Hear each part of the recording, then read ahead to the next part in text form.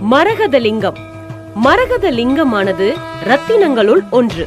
இவை அதிக சக்தி படைத்தவையாகும். மரகத லிங்கத்தை வணங்குவதன் மூலம் நாம் நினைத்ததை நிறைவேற்றும் தன்மை கொண்டது. கல்வி, செல்வம் பெருகி வரும். வியாபாரம், உத்தியோகத்துல விருத்தி அடையலாம். தோஷங்கள் நீங்கி வாழ்க்கையில வளம் பெறலாம். இது புதன் கிரகத்திற்கு உரியது. மரகத லிங்கத்தை நீர், பால் கொண்டு அபிஷேகம் செய்யலாம்.